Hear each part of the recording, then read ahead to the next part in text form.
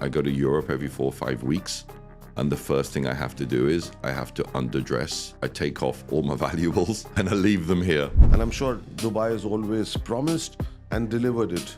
Whether it's the Burj Khalifa in 2009, whether it was the Palm Jumeirah. And I think that comes in the belief of that Dubai is still here and it's still open for business, rather than we've closed and we've gone home and come back in 6 months' time. Like I always educate my clients, and this is one thing I really explain to people, that Dubai is so unlike Europe. Our brokers that we have in the company, that they're not just brokers, but the knowledge and the training that you undergo is immense. Everything else can be bought. Lifestyle, cars, houses, the best food in the world, the best luxury in the world. But what you can't buy in any city of the world is safety. Safety is priceless.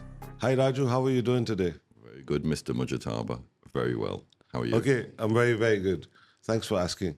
So tell us, your business journey started long before OAC, I guess. And what was the first business opportunity you spotted, and what made you spot the opportunity before others?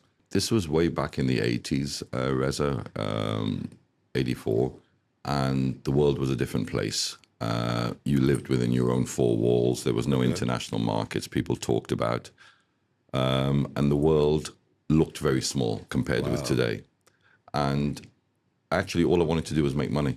There was actually no rocket scientist do what every other 18-year-old, 19-year-old wanted to do. Didn't know how he was going to do it, but you were going to do it. So if you don't mind me asking, were you born and brought up all your life in Europe? No. I was born in India, in Punjab, and I'm the second generation from parents that were immigrants. Wonderful. And how 60s. old were you when you moved to Scotland? Three.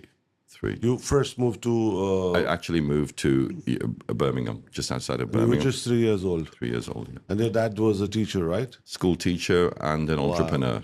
For that generation, he was always an entrepreneur, and my mother was a housewife. Wonderful. So you've seen all your childhood years in Europe, not back home in India, right? Yeah. Well, UK, not even Europe. Europe didn't really exist. Everybody was in closed markets, but everything evolved around the UK. Okay. That's how it started. Like I said, there wasn't really looking at any opportunities. Sometimes fate plays a good hand in my life, and I watch and listen to other people, which I'm very good at. Okay. And then I make judgment calls after a few days or weeks, and ideas come into my head. I know that, yeah. We've been through it together. Yeah, we've been through it together. And so I know, there was a friend of mine that suggested that I look at fashion, but I'd started noticing there was a lot of people around that were making a lot of money in fashion. And I thought, let me try this. I knew nothing about it, absolutely nothing. For a child who's, second generation immigrants, most of my clothes were bought by my mother until about 11 or 12 years old. So I wasn't a fashion icon in any way. And you just had what your mother or father bought you for school uniform. And Wonderful. They didn't know what else to buy you, so they just bought the cheapest thing. Yes. And that was it. And fashion is how I started. Wow, I always thought you were known as the KFC man in The thing is, the fashion was great in the 80s. Yeah. If you go back over history, fashion was where a lot of people became very wealthy in the 80s and the 90s. But what I started noticing was that habits were changing. In the 90s, up until the 80s and 90s, people were eating at home a lot. That's what people could afford to do. All right. But I started noticing that in shopping malls, in things, people were eating out a lot more in food courts, in QSR restaurants. And I started getting an idea that, look, should have a look at divulging out a little bit or diversifying in some format, but didn't know how. And again, fate played a hand, and managed to secure the rights for KFC. Wow, for so that was, Edinburgh and this is Ireland. Which year are we talking about now? You're talking now probably close to 2000, 2001. So it was the first almost a decade and a half that you were only into fashion first? Fashion, no. My love of property was always there, but again, I didn't know how. But the fashion business gave me the cash flow. So it was just the beginning, first 10, 15 years that you started growing with fashion, and then you slowly ventured into the food business. Yeah, I didn't take any money. Every penny that came in went back out into real estate. Which is the master rights of KFC. Yeah. No, went into real estate. Okay. in buying real estate Nice. and buying residential, commercial That was building. something that you were doing on the side, Yeah. because you were passionate about it always. Yeah. But fashion was your main business until 2000, when you first actually took your first ever franchisee of KFC. KFC, yeah, which then evolved into taking on the rights for Pizza Hut, and which Okay. later then evolved into, I started noticing that QSR market was good, but again, people's habits were changing. Okay. And I started noticing that in malls, ladies, families were going for coffees 2-3 times a day, but they were only having lunch once a day. Wow. And I thought, hang on a minute, these restaurants are getting 3 visits a day, 2 visits a day, where the KFC was only ever going to get 1 visit a week or every 2 weeks. Okay. So we then, again, fortunately, through a lot of hard work, we managed to get the rights for Ireland, for Costa Coffee. Okay. And Costa Coffee was born in 2003 when they had 40 stores in the whole world. That's all they had. Wonderful. Wonderful. And that's how it came about it. So, So it was KFC first, then Pizza Hut, and then you got into Costa.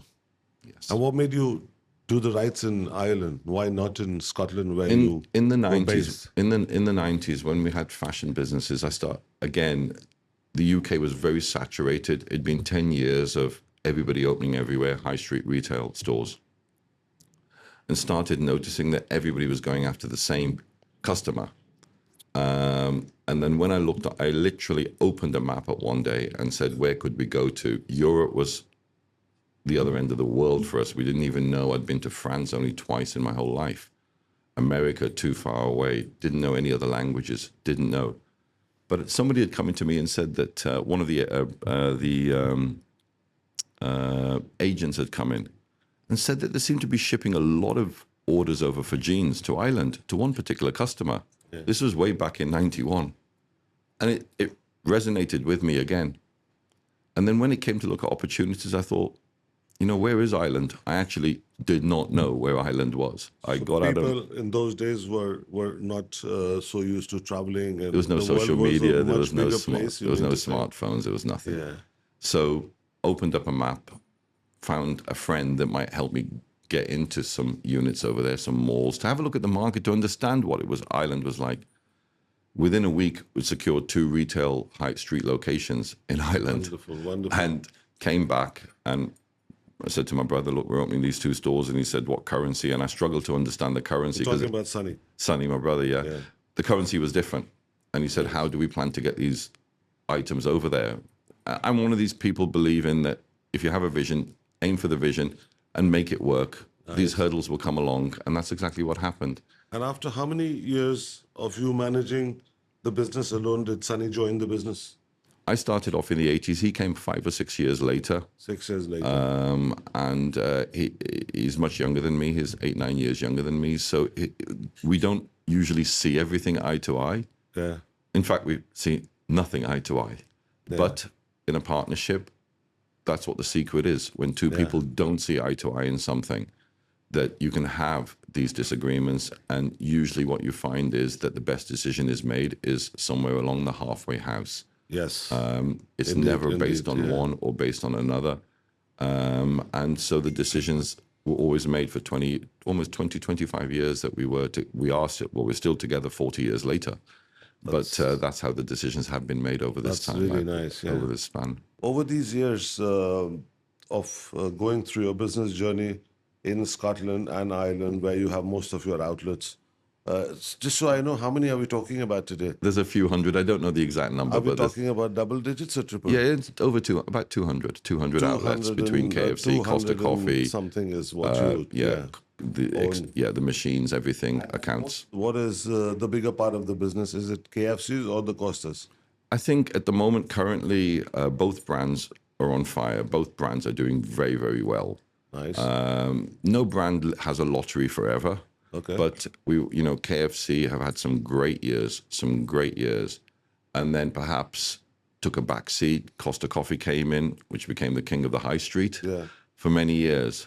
Now we're at level playing field with both, and both are now the flavor of the month, if you could say, in both brands. What was the biggest challenge that you faced in your entire business life in Scotland or Ireland when you were doing all these Costas and KFCs and setting them up?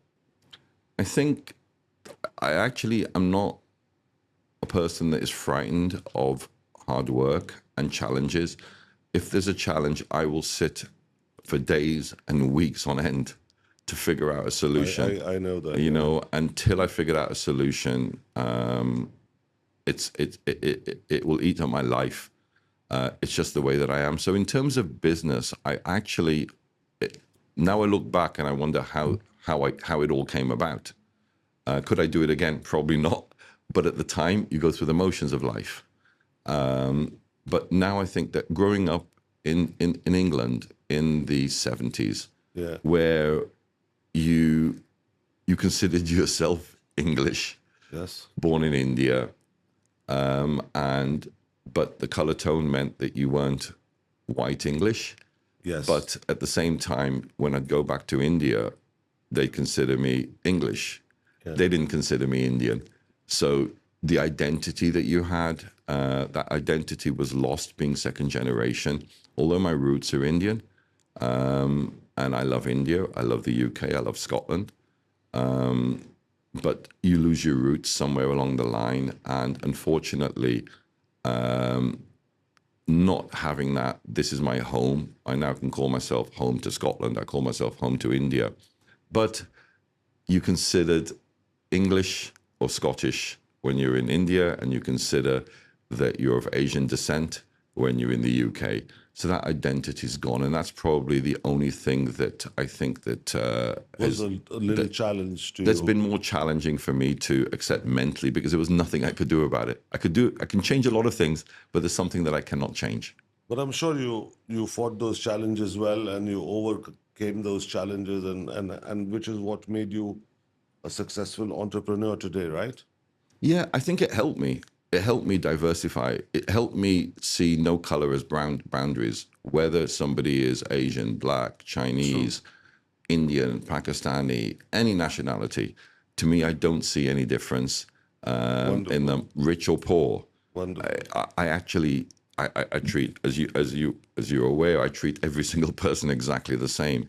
Which is how it should be, in my opinion. It's sometimes you know, I don't see other people always doing it, but that's good for me. Fortunately, that's the upbringing that I've had, and that's dwelled inside of me now.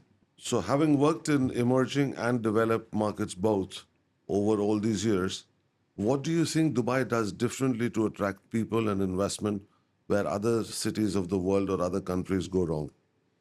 I think the outline vision of Dubai has always been bolder than any other country can set out. In a country where you can build a residential floor for an apartment block, a floor a week, which is unheard of. In the UK, a floor would take you at least 6 weeks, 7 weeks to build each floor of a residential building.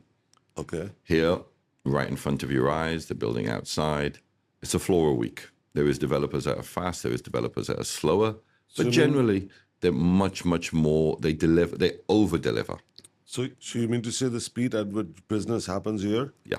is much more faster or more systematic and well planned in as compared to other cities, which I also felt when I was living in Canada for a certain part of my life. Yeah, I think, you know, I'm a very impatient person, as you know. If I see something, I want it today, not tomorrow, the day after, the day after that.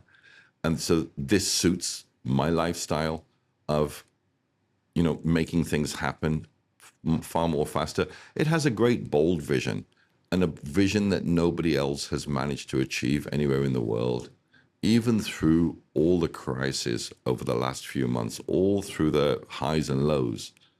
You ask yourself the same question. Yeah. If it wasn't Dubai, where would it be? Yeah. And I've asked myself that many times. And there isn't a plan B. There isn't another country that has that same passion, that long-term goals of attracting the best talent and having the best business ethics over here, and the speed at which things are done. Yeah. Digital processing, cards, everything's getting shorter and shorter and shorter. And so it's great to be able to see that. And obviously, and I would like to add something here. It's the vision of the leadership of Dubai and the UAE, and also how they deliver this. It's like you moved to Dubai recently, which is like 5 years now. It's almost been, well, when I had said Dubai, you know, if you want to talk about that, Reza, when I had said Dubai, COVID was the game changer. You had moved in just before COVID. Yeah, well, We're talking about 2019, early but 20 days. Yeah. the thing is, it's very hard to just move. You can't decide tomorrow I'm moving the day after. So I decided during COVID that I saw the way that people were being looked after, the health, and I've started putting the value of life, or certainly my own value of life, of health-wise, far higher. Yeah. And I saw the way, shockingly, Dubai came out of this far faster. Yes. And that was really the turning point in my head, that this is where I'd like to be, probably 2-3 years before everybody else had. So just as COVID ended, I'd made my decision halfway through COVID, but I decided as COVID was about to end, I was going to go. So that's what... Was it really difficult in Europe? Because I was here in Dubai, very much in Dubai. I've been here since 2000. And I was here during the small lockdown period in 2020. And the city and the business was on, just like we're having a tough situation right now, but the city is moving, the businesses are happening. Everything feels so regular and normal in Dubai. The same way in Corona times, we really were the best city in the world to have the best vaccination rate. Israel, I remember, was 105% vaccination. That's right. UAE beat Israel and became 110% vaccinated country. And I still remember everybody was given 2 Pfizer vaccine shots for free, including the tourists who were stuck in those days here. So how different was it in Europe in those days if you were there? It was You must have nothing been like in Scotland this. then, It was, right? yes, I was in Scotland. And for a bit of that time, you were also stuck in Spain, I remember. Yeah, in I lived Marbella, between right? Spain. Yeah, I lived between Spain and Edinburgh. But Spain actually handled it better. Some of the European countries handled it far better, but UK got it wrong very badly. Very, very badly. There was people dying in front of you. Basically, Reza, you know, I don't know whether you know Russian roulette. It was basically Russian roulette with your life. You didn't know, sitting at home. I'm a very, very open, if I believe fate, my number's up. I'm quite happy in life. I'm a very, very open sort of guy like that. I don't fear death like other people do. So I still went out, I still mixed, not mixed in that sense, but I still was very, very outside of my house. I wasn't paranoid about cleaning the parcels that were coming through with disinfectant before I opened it. It wasn't me. But the thing is, it took to people's minds, and they believed that, you know, the infection could come in any form. And there was no age barrier, there was no health barrier, there was nothing. You basically lived and watched, and if I've got COVID, there is a chance you could die. Yes. That's basically what it was. There was no other choice that you had. And I just realized that life's meaning, far more deeper. It wasn't just about work, it was about the quality of life and the health of your life. 100%. And 100%. Dubai, as you know, ticks all those boxes. It ticked them before, just nobody saw them. Yes. And people started seeing it during COVID. And that really changed a lot when we talk about global perception. Do you think that it really gave Dubai a transformation in the image? Yeah. From just being a shopping hub to a residential paradise? I mean, even if I don't have to talk about anybody else or friends or colleagues, that's exactly what you said is the perception that I had of Dubai. It's a great place to go for a holiday for 2 weeks. You have all the luxuries in the world. Yeah. And you come back and you carry on your normal life. Yeah. Spain, Europe had far more quality of life. And so my first attraction was always that if I ever did relocate, it would be to Spain. Do you also have a house in Marbella? Yeah. And it is a smaller version of Dubai. It hasn't moved on, but it does have a good quality of life. But At the speed at which Europe progresses is so slow that Dubai suits the lifestyle that I would like for the And next 4 or 5 years. certainly no match for the security aspect. I've been Security. to your house in Marbella. I've been to other cities in Europe, but late nights, sometimes even in the daytime, you don't feel as safe as you feel in Dubai. So that is certainly not even Without a a doubt, comparison. without a doubt. I think we talk about this so many times, Yeah, and your brain switches off when you're in Dubai. You leave your bag here, you leave your phone here. Don't have to You bother go about out at anything. night. I don't think we've ever even thought twice about, am I going to lose this? And again, I go to Europe every 4 or 5 weeks, and the first thing I have to do is I have to underdress. I take off all my valuables and I leave them here, yeah. and which is madness if you tell anybody else. Which is something alien for us. We don't have to bother about all and this. and to leave all your valuables in Dubai while you're going there for a holiday, Yeah.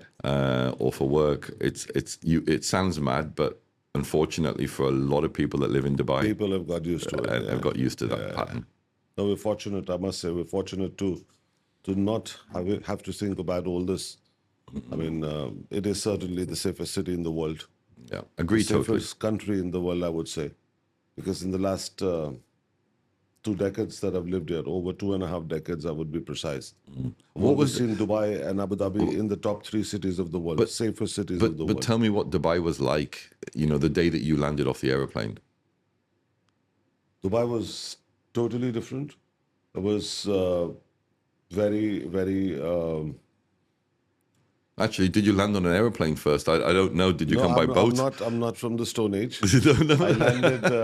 I Wasn't landed sure. in Dubai in the November of 2000, which is almost going to be 26 years now, and there were pretty much similar aircrafts then, and yes, a lot less number of malls.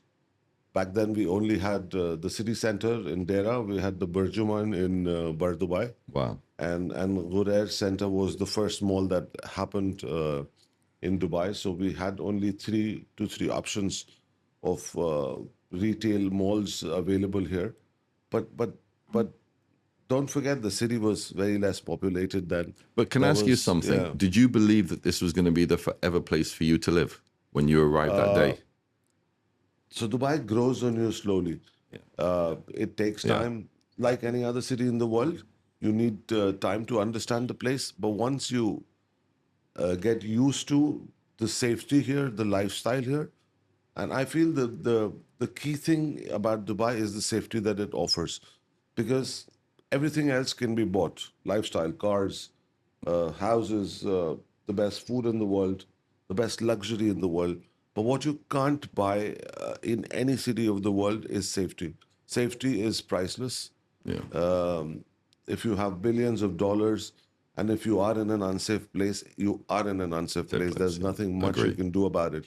But the safety bit of Dubai makes it so different from the rest of the world, because it's not just about the luxury and the yachts and the restaurants and the Michelin star places, but it's also about how safe you feel in these places.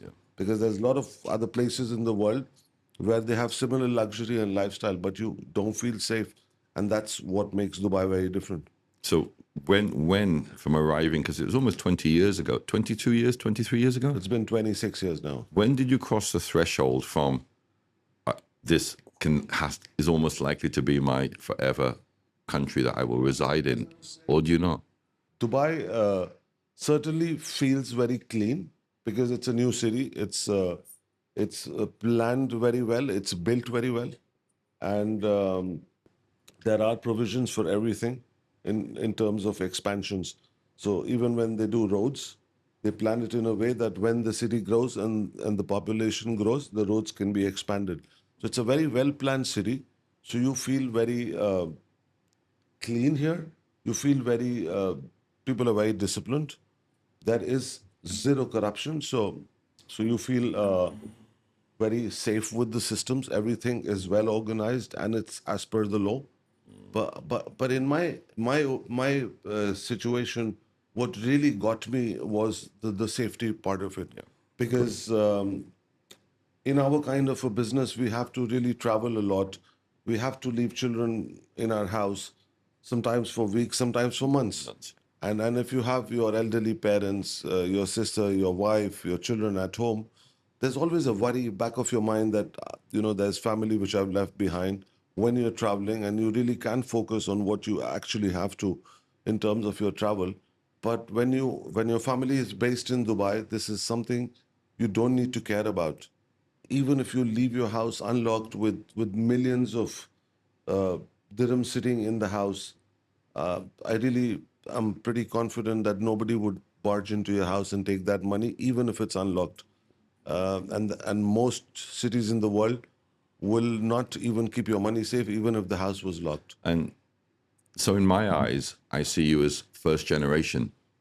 Yes, Yes, in yeah, my in my family. family, I have moved into Dubai. Then my kids were born here.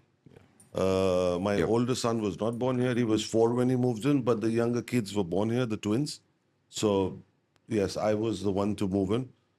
Actually, my sister moved in here with her husband 4 years before me. And that was 1996. And I had come here to visit them. And when I saw the opportunities, the, how clean the city was, how fast the city was, and how much opportunity it had to offer, I really fell for it. See, it's so funny that you say that, Reza, because, first generation is always hard. Yes. And what you achieved was exactly what my parents did in the 60s. They were first generation. Those days we Yes. called them immigrants. You weren't an immigrant because you're a very wealthy man.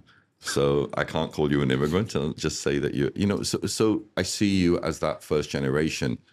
Somebody had to take those steps. So it reminds me of my own father and mother that left family and friends. They might have had one sister-in-law in the UK, but they didn't have the friends, the friends that they'd grown up with, the relatives that they'd grown up with. So well done on being the first Thank you, generation. Raju. It's never easy, I would say, for anybody to move to anywhere in the world. Yeah. The first 2 years is always like a Hardest. journey. It's a pretty difficult journey because you got to understand the place, the mood, the sentiment. Every city has a different mood, a different sentiment. Like like I always educate my clients, and this is one thing I really explain to people, that Dubai is so unlike Europe. In the most places of Europe, you have very old buildings, very heritage buildings, which are priceless and very expensive. But in Dubai, it's a new city, it's an evolving city, so everything new is more valuable. So if a building or a property here is 20, and I would say, in fact, 15 years old, it stops appreciating as compared to a new building. Our brokers that we have in the company, Yeah. that they're not just brokers, but the knowledge and the training that you undergo is immense. And the depth of knowledge, it is not just come and join a brokerage, there's a telephone, good luck. You spend a lot of time on a one-to-one training in terms of coaching and always being there. And some of the agents that you created, it's the same. I get the same feedback. Reza is the best trainer, but your knowledge is so in depth. And I think that's what sets you apart from the average head of any brokerage. You're very, very good at that. And Thank you. everybody that we do have around us, it's their biggest compliment that, we've never been taught this knowledge. And some of these brokers that have started working in OAC, the first comment back is, I've been in real estate 4 years, but I feel like I've only been here 12 weeks since I started with you. So that's a great, commendation to you in the sense of what you can do. And I think your knowledge really, is really appreciate Raju, but I would also like to add that God has been kind. It's also about the opportunities you get in life. I was fortunate enough to move around the world, see what happens in other cities of the world. I still remember when we were in Edinburgh in your house. That's right. You told me the house is almost 150-year-old. 150 And years. it was still one of the most premium locations in Edinburgh called Barnton, right? Barnton, yeah. I still remember. It's been 2 years, but I remember the place. And then we went to your brother's house, which was almost a 300-year-old 300 years. chateau, The old a The palace, Drambuie which, home. The old yes, yes, Drambuie yes. liqueur home. So this is where I started understanding the difference of real estate in Europe versus Dubai. In Dubai, the new communities have so much to offer.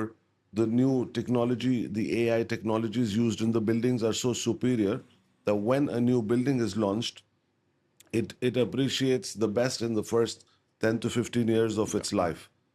Unlike Europe, where even a 100-year-old or appreciating. a 200-year-old property will hold its value, Dubai is all about new technologies, new innovations, new lifestyle, new facilities, But new. Reza, that's the world has changed to that. Yes. What is the smartphone today is great, the latest one, number 17. Yeah. It's finished within 2 years. It's not new anymore. Yeah. So all that Dubai has done is it's exactly the same as technology. It's keeping up so quickly. It wants to Yes. keep up so quickly with the latest. When you look at some of these buildings that that we work with, developers that we work with, certainly, the technology, the finishes are up to here. The last viewing that we did, we were in the Bugatti residences. And it just completely blew our minds.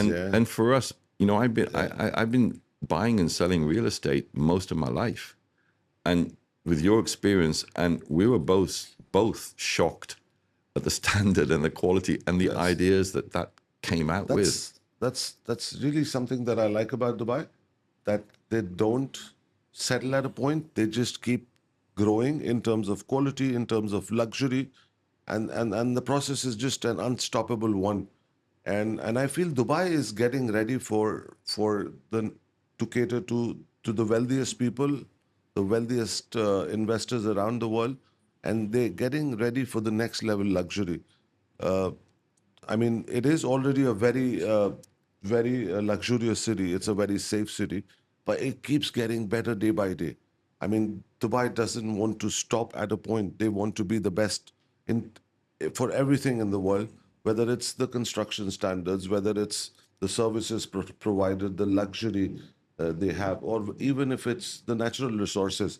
Like as per the 2040 urban master plan of Dubai, the city is gonna have the coastline expanded. It'll have more green spaces. It'll have more hospitals, more schools to accommodate the new number of people that they are estimating by 2040, which is a 5.8 million. And I'm sure Big number. Dubai has always promised and delivered it.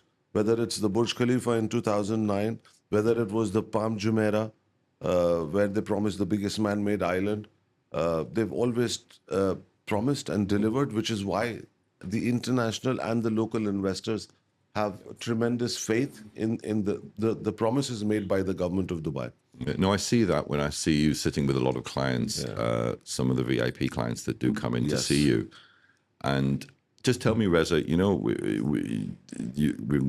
with the OAC now, how do you now see the next 12 months, the next 2 years? What is your vision? Because I've often shared my vision myself with you, but it'd be nice to see where you now see OAC 18 going and differentiating between the standard brokerage out there.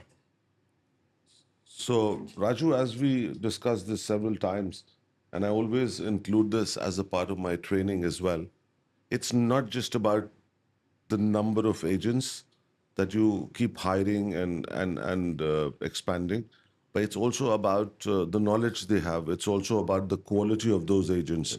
When I started real estate 12 years ago, I still remember I was shown a desk, I was shown a landline, a telephone kept there.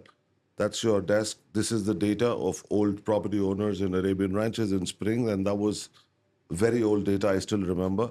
And we were made to do cold calls without any training. And we had to learn from our mistakes and those cold calls. I feel that real estate is not just an ordinary standard product that we're selling. It is very much like a doctor's job. it is as serious as a doctor's job, in my opinion, More, because when people fall sick, they go to a doctor. The same way, when an investor needs the best advice, they come to an agent, a consultant, a property consultant.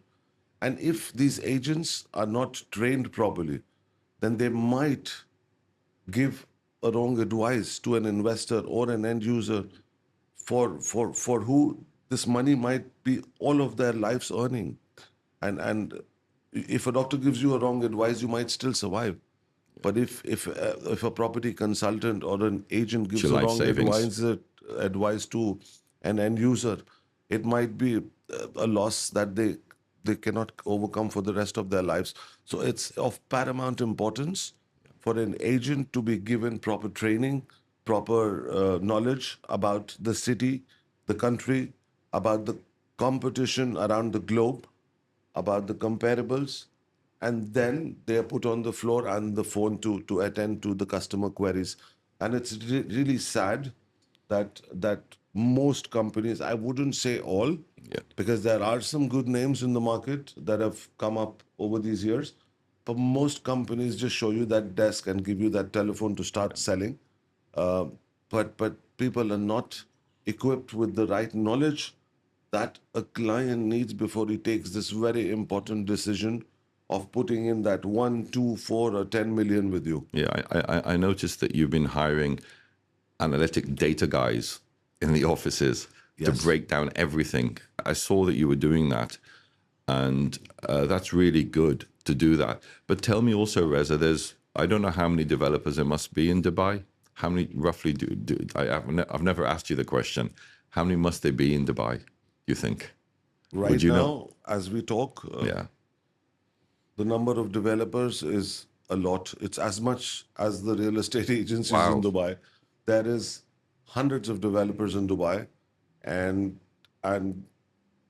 I will be honest to you, I don't believe in working with every Yes, I developer, noticed that. I noticed. because for me, the track record, the maintenance history of the developer is really important. What they've done in the past, what is the financial standing, what is the stability, and what is the maintenance history. A lot of people forget this point, but I always give a lot of stress to this point, that if a developer does not have maintenance history, he might make the most beautiful looking agree. property and not be able to maintain it. Yeah, So agree.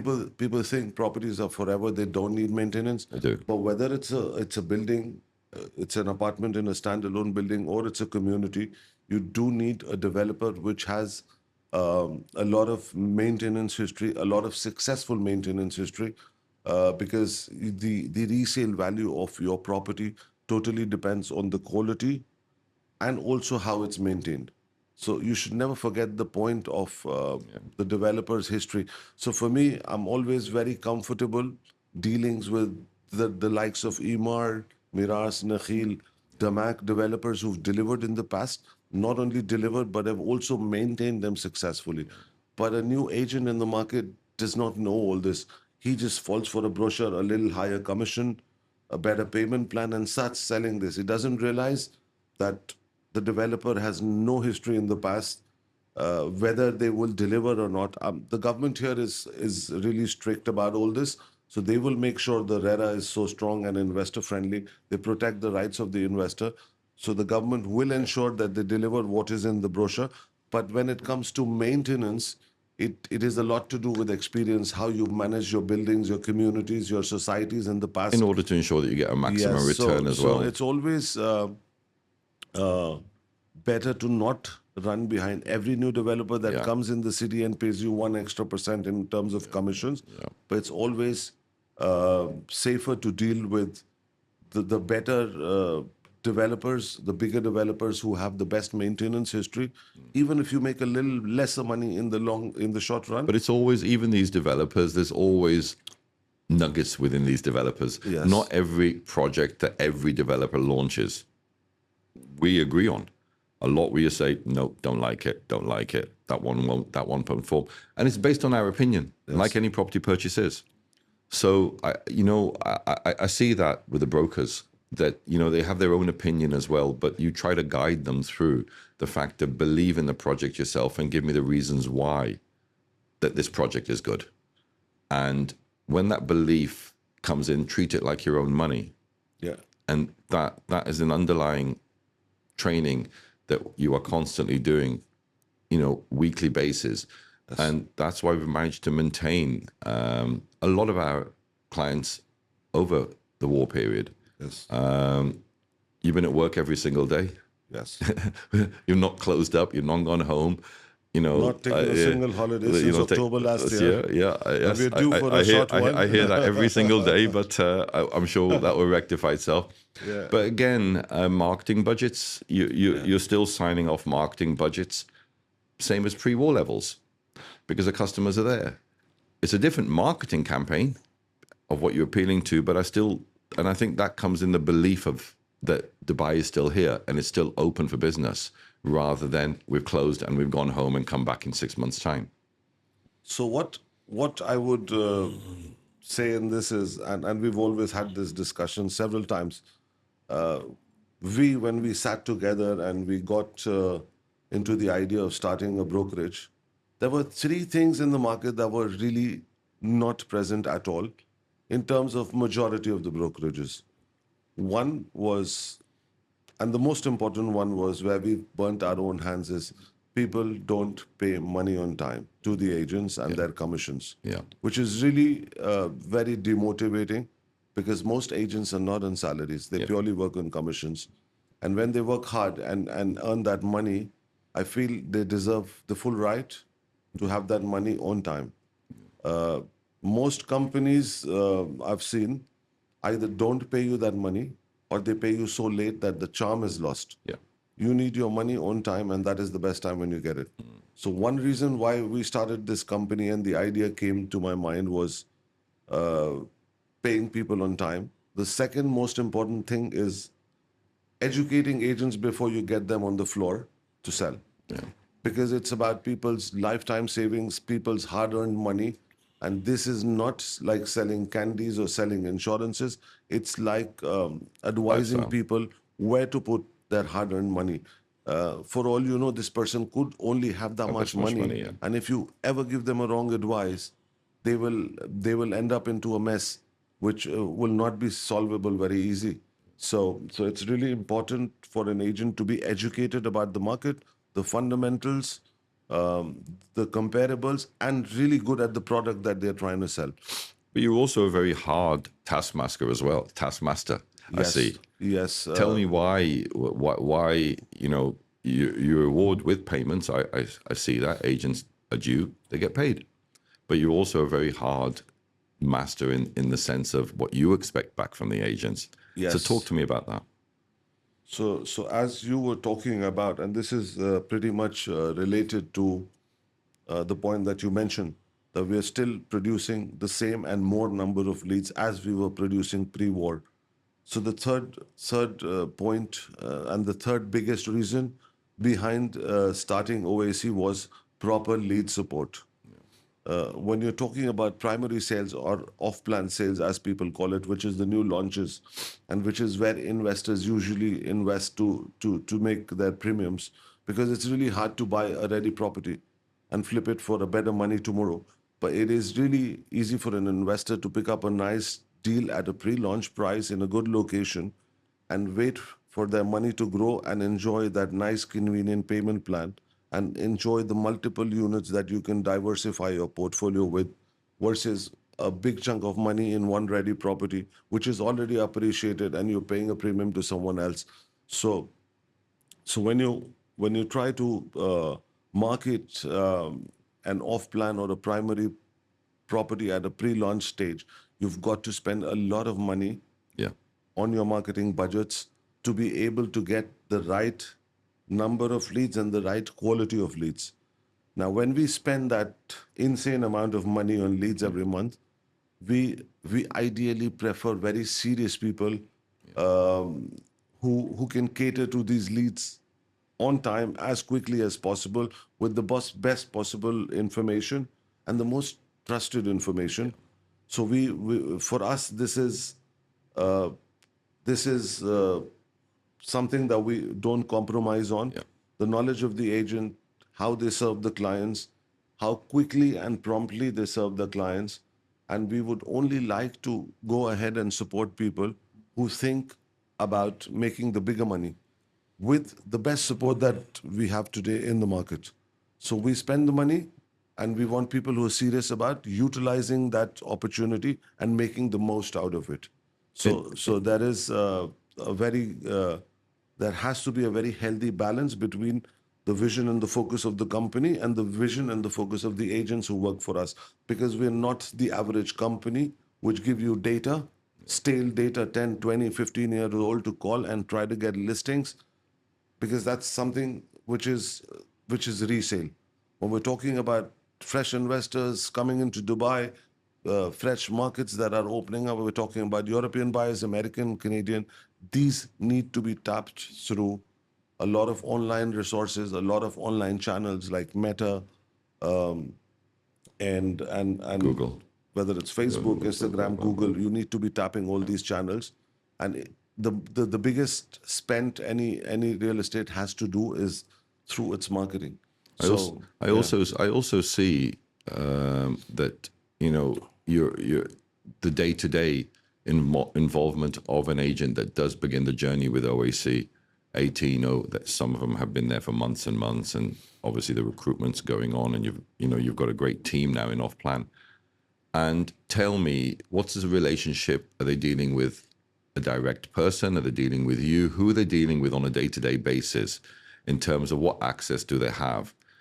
So we have a very structured system at OAC 18 Properties. I've been selling real estate for 12 years, and I've been a very successful touchwood, by God's grace. I always thank God for it.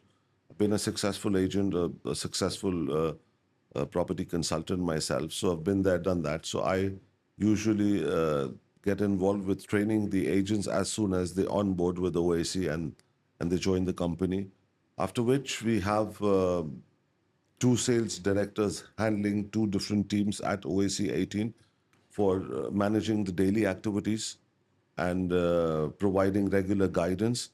Because once a person starts off after the basic fundamental training, they do need daily support in terms of client meetings, in terms of options that need to be offered. And as we grow as a company, and with us having no time of the day left, even sometimes to eat food, it's really difficult. So we also have mid-level managers helping these agents out on a regular day-to-day basis. And the data analysts. And for anything bigger, our doors are always open, as you know. Yeah. And we've come a long way in Off Plan. And although that's now got to a size which is a great acceptable size, you're still hiring. But now we moved on to secondary now, and you're now bringing in a team with a new sales manager that will. So how do you see that over the last few months? Because at the moment, what you hear people saying is, Off Plan isn't selling, secondary is selling. And although we are venturing into secondary, and the team has just begun only the last month or two, I'm sure over the next 6 months that team will get to the similar sizes, or probably even larger. But tell me, what would you say to people that say only secondary is selling today? One, this is a baseless statement, not backed by the right numbers at all. Just yesterday, I was reading a report that in the first 6 months of 2026, most of which have been in this crisis, 71% of Off-Plan has sold directly through developers, as per the DLD stats. So Secondary. I first of all believe that still an international investor or a local investor finds value in a fresh launch and that convenient payment plan versus blocking a big chunk of money in an already appreciated property. Yet, having said that, there is always a percentage of buyers who are end users who have a limited amount of down payment. So these two verticals always go hand in hand. We need to have specialists in different areas of the market, of the city, even other cities of UAE, I would say, to cater to these end user kind of demands, which is why we need to have a strong secondary and a strong primary. Primary mostly is for investors and people who are in no rush to move into the house. However, there are people who have a requirement who are sitting with a bank approval, a mortgage approval, and bank usually finance ready properties, so they have no choice but to pay a bigger chunk of money and pay it as small installments over 15, 20, or max 25 years as per the banking eligibility. Talk to me also. My passion has always been commercial properties. I know I learned a lot coming to Dubai that commercial didn't exist when I first came here, and it's the first rule that you taught me. But that has been always my passion, and it's something that we've both agreed on that over the next few months that's the new division of OAC 18 that we Yes. plan to launch, and we're in the final stages of recruiting for that now to begin that. Talk to me about commercial, how over the last 4 or 5 years it has changed dramatically, hasn't it, compared with certainly 6 years ago? So historically, what we've seen in Dubai over the last 20 years is that the residentials have delivered people better rental returns, better appreciation. But what we've seen of late, and I would say over the last 2 years, to be precise, 2.5 years, a lot of people have moved to Dubai for business, setting up companies. As we were discussing earlier, the Europeans who want to come and live here. Now, when people come to live here, they also want to do some business, whatever their specialty might be, whether they are an artist or a painter or a forex trader or a teacher. They need a workspace. So with all these new nationalities moving into Dubai and with the 2040 Master Urban Plan of Dubai and the vision of Dubai to bring in these nationalities, which have already started coming in, there is a lot of shortage of commercial spaces in Dubai. It's less than even 5%. Wow. Versus the residential supply that is coming in. So of late, we've seen a tremendous increase in demand for commercials. And even when we compare the rental returns that people are making today versus 5 years ago, which is just before Corona, have tripled in value. I still remember that I have sold offices in Opus to my investors who were not netting a 3% back then in 2018 and 19. And it was really hard for them to even pay maintenance cost. But today, that same investor is netting anything between a 13 to a 15%, just because the offices, our own offices in Opus, and we know how expensive the rentals are. It's one of the most expensive towers in Business Bay. And we know how expensive the rentals are. So in today's market, I would say commercial office spaces, retail spaces are a better investment than any residential option. And tell me, Reza, just on another note, that's great on commercial. I really agree with that. Just while you were talking, just also tell me that, do you see, has the war changed your perception? Has the war has it changed your perception of Dubai? You're talking about the conflict, the Middle East conflict. Yeah, the Middle East conflict, say. Has that? The war has certainly, in my opinion, delivered a very clear message to the whole world. We all knew that Dubai was a very safe city to live in. UAE was a safe country to live in. But we had never practically seen it. But this local Middle East conflict gave the residents and the non-residents a practical proof of how Dubai knows and UAE knows how to defend themselves. Dubai had a successful interception rate of 97.8%. And the number of casualties was very minimal, close to nothing, much lesser than the natural rapes and murders that happen in other countries. And it also gave a lot of people the confidence, which is why lately we've seen a lot of residents buying today and availing the special offers and discounts that are available with a few developers. And I'm pretty sure that these are the last.